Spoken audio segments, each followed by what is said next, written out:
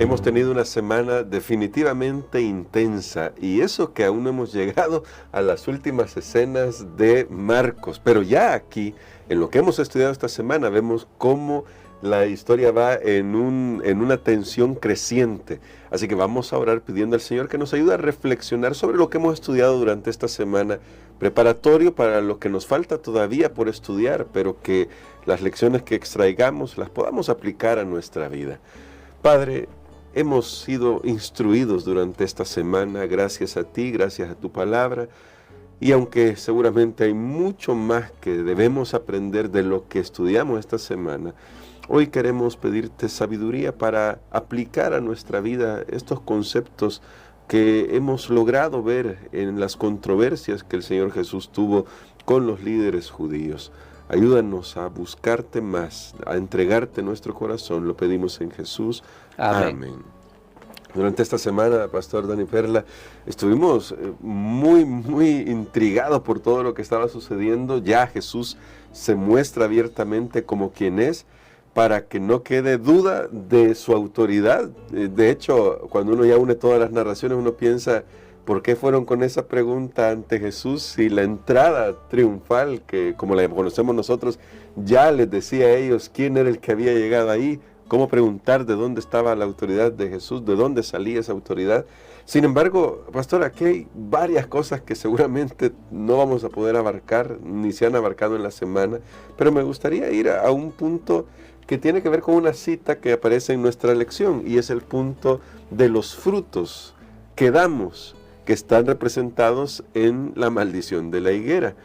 Y en la cita que aparece, es una cita fuerte, de este día viernes, creo que se resumen algunos aspectos de lo que hemos estudiado durante esta semana. Dice acá, la cita está en El Deseo de toda la gente, es un libro que le recomendamos a usted que pueda conseguir, y dice el texto: el acto de Cristo de maldecir el árbol que con su propio poder había creado, se destaca como una amonestación a todas las iglesias y a todos los cristianos. Nadie puede vivir la ley de Dios sin servir a otros, pero son muchos los que no viven la vida de misericordia o la vida misericordiosa y abnegada de Cristo. Algunos de los que se creen excelentes cristianos no entienden lo que constituye servir a Dios. Planifican y estudian para agradarse a sí mismos. Solo obran con respecto al yo. Y voy a dar un salto en la cita, usted puede seguirla porque la última línea es impresionante. Las últimas líneas, dice así: dicen pero no hacen. En la sentencia pronunciada sobre la higuera, Cristo demostró cuán abominable es a sus ojos esa vana pretensión. Declaró que quien peca abiertamente es menos culpable que quien profesa servir a Dios, pero no lleva fruto para su gloria. Pastor, esta cita es tremenda y me hace llevar a la siguiente pregunta. En todo lo que estudiamos vimos a muchos líderes preocupados por mantener las formas, preocupados por intentar que no se cambiara su sistema de valores, de lo que hacían. Pero el Señor Jesús, al maldecir la higuera, estaba tratando de ayudarles a despertar sobre esa ceguera espiritual que todos los seres humanos tenemos respecto a lo que hay en nuestro corazón. Porque esta cita, de alguna manera, nos confronta ahora a nosotros con qué hay en nuestro corazón cuando estamos sirviendo a Dios. Bueno, creo que es una declaración muy impactante. Esta semana, como usted lo mencionaba, de estudio para nosotros ha sido bien cargada, en el sentido de toda la animosidad que hay contra Jesús, cómo Él se defiende. Creo que podríamos denominar estos episodios como una destrucción sistemática de Jesús hacia los falsos conceptos, hacia los falsos líderes del pueblo, de la nación. Y aunque esto nos parezca realmente muy fuerte, recordemos que aquí hay algo. Jesús ha venido para poner todo en su verdadero lugar. Amén. Es que el pueblo de Israel no existía de por sí, no era que había surgido porque ellos eran grandes. Dios los había hecho grandes, Dios les había dado un sistema de leyes, de sacrificios, de culto, de todo.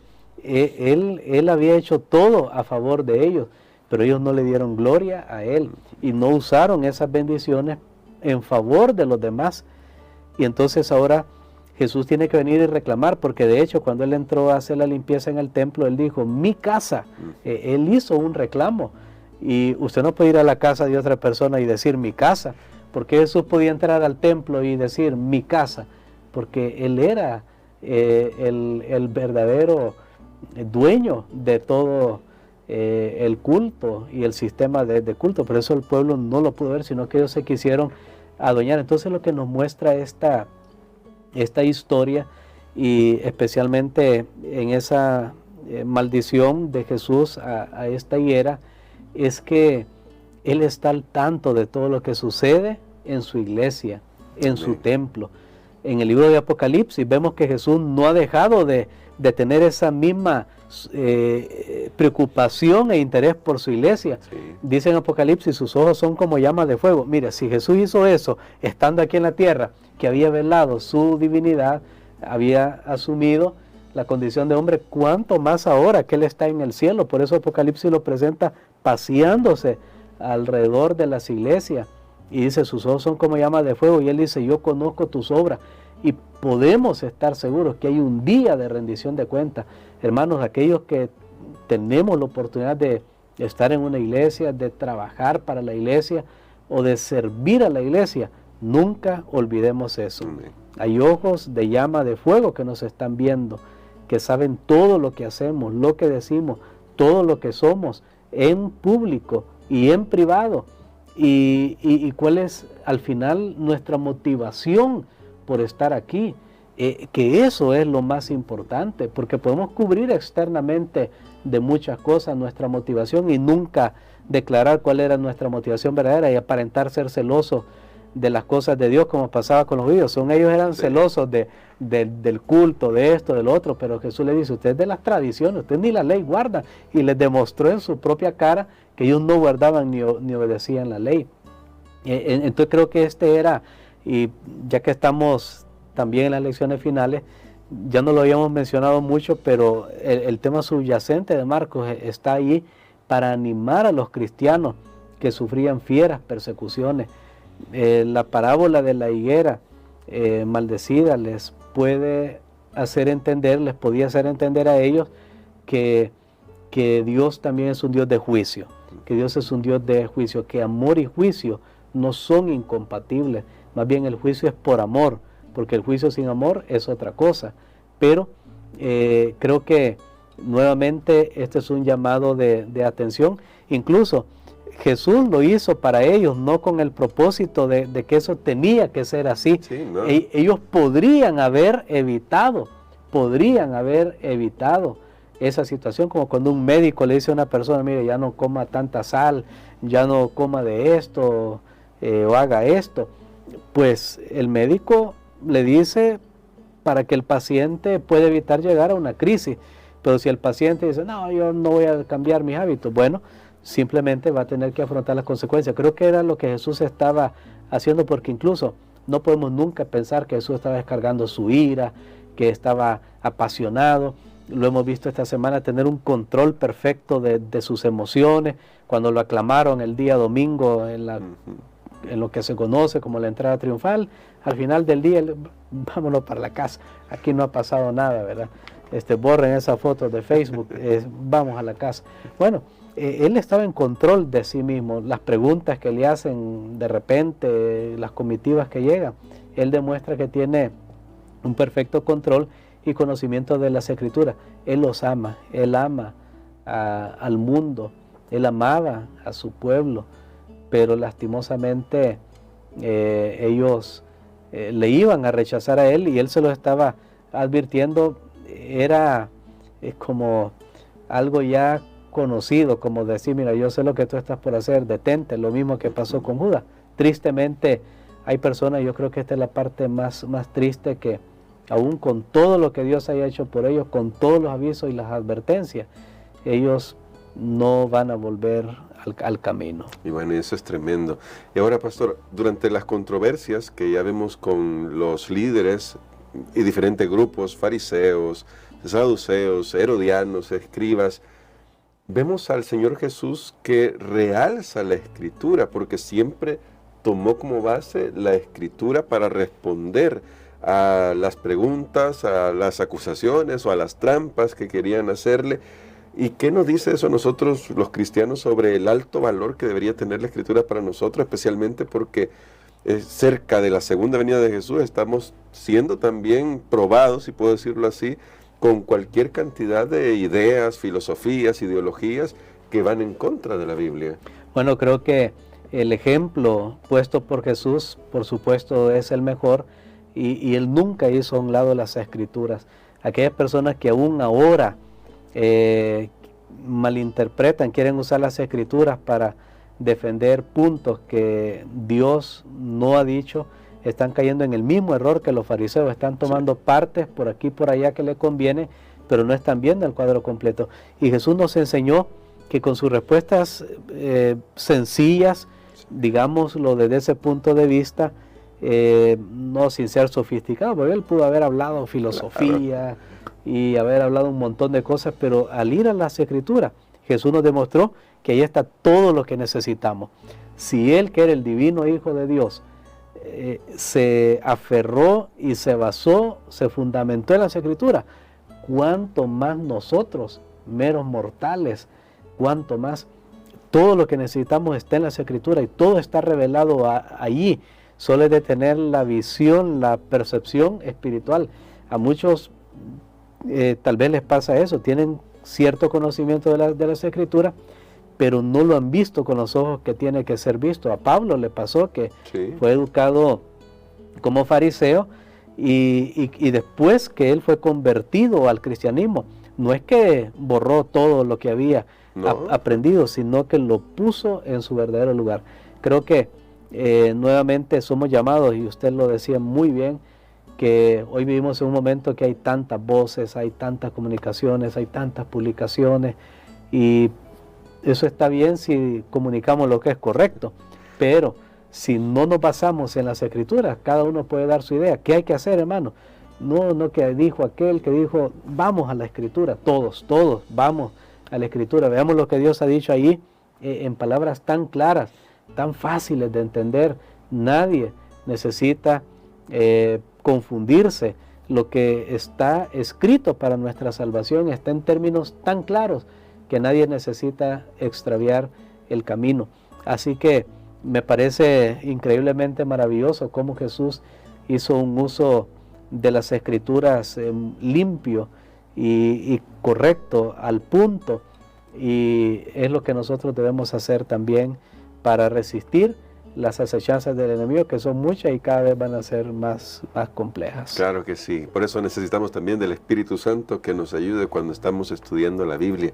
Y finalmente, pastor, porque el día de ayer usted destacaba el tema de qué significaba amar a Dios, y quedaba un poco esta pregunta: ¿por qué en la Biblia se nos manda amar a Dios? Y hago el énfasis de por qué en la Biblia, porque nosotros en nuestra cultura occidental pensamos que el amor debe ser algo espontáneo y debe surgir de nosotros de manera libre, podría decirlo. No es la palabra mejor quizá, pero en la Biblia tenemos algunas exigencias respecto a esto del amor. Son mandatos, ya lo destacaba usted ayer, pero ¿por qué esto? ¿Por qué es importante saber qué es lo que hay de fondo cuando en la Biblia se nos manda a amar? Es un mandamiento porque es un requisito y es el único. Jesús ya lo dijo, el mandamiento más grande, o sea, el requisito más grande es amar a Dios, y el amor tiene que ver con decisión. O sea, yo decido amarlo, y se convierte en un mandamiento positivo, en una orden de Dios para nosotros, para que no pensemos que hay otro camino por ahí. De hecho, el apóstol Pablo dice, toda la ley se puede resumir en una sola palabra: amor. Si amamos a Dios, nosotros vamos a obedecer sus mandamientos. O sea, no es que yo me quedo con la palabra amor y elimino todo lo demás. Bueno, ya no existe robar, matar, ya no existe esto. No. Todo eso sigue existiendo, pero la base que te motiva para para obedecer estos mandamientos ahora es porque tú amas, porque puedes hacerlo por alguna conveniencia. No voy a robar porque no quiero que me saquen del trabajo, pero quisieras hacerlo. Eso es diferente a no hacerlo porque amo a mi prójimo y yo sé que si yo le quito algo, eso le va a afectar a él. Entonces la perspectiva cambia. Creo que en la Biblia se lo presenta como un mandamiento porque es la única opción y es el requisito que nosotros tenemos, pero que debe nacer desde adentro. ¿Y cómo nace? Cuando yo tomo la decisión. Es una decisión que hay. Nosotros sabemos que hay personas que han tenido una relación, pues hablando de noviazgo, matrimonio.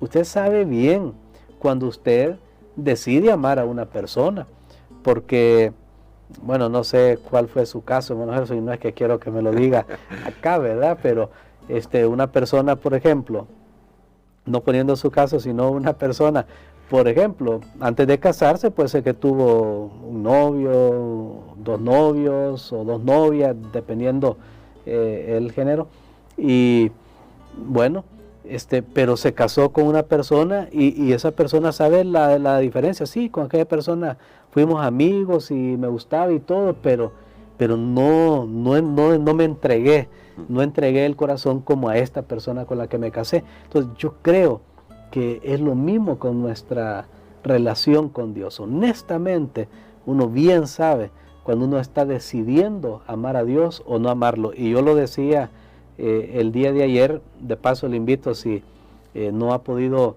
escuchar la lección de ayer, puede ir a las redes sociales de nuestra radio y ahí va a encontrar de este mandamiento, amar a Dios, depende nuestra salvación, porque solo hay dos grupos de personas en esta vida, los que aman a Dios y los que le aborrecen. Sí. Y los que aman a Dios van a hacer lo que Él dice, van a obedecer su mandamiento. Ayer yo me explayé más en esto y pues le invito para conocer esa temática. Así que, pastor, bueno, todo este contenido, y puede de hecho ver todos los vídeos que necesita ver para esta semana, todo este contenido nos debe llevar a justamente hacer una decisión por Jesús, a ya no solamente no estar tan lejos del reino de los cielos como terminaba ayer la narración con el escriba que había hecho la pregunta, sino a entrar en el reino de los cielos y rendirle nuestra vida a Jesús. Y por eso, pastor, me gustaría que orara por nosotros para que lo que hemos aprendido esta semana nos ayude a pensar si estamos llevando el fruto que el Señor espera para poder ayudar a otros, servir a otros, ayudarles a conocer mejor a nuestro Dios, que quienes lo hemos conocido tenemos esa responsabilidad. Amén. Padre, te damos gracias, Señor, porque hemos tenido esta linda oportunidad de estudiar tu palabra, que tu Espíritu Santo haya guiado cada pensamiento, Señor, y que aún nos lleve a profundizar más en lo que cada uno necesitamos para nuestras vidas. También te pido, Señor, que nos ayudes para que por sobre todas las cosas sea el amor hacia ti el que domine todo nuestro ser. Y también, Señor, oramos para que, según hemos estudiado esta semana, podamos tener paciencia en medio de las pruebas y las tribulaciones, sabiendo, Señor, que tú estás al control, tú conoces por anticipado aún los eventos desafortunados, pero que tú tienes una salida y un escape. Y al final, Señor, sabemos que todas las cosas obrarán para el bien de los que te aman. Bendícenos, Señor, lo pedimos en el nombre de Jesús. Amén.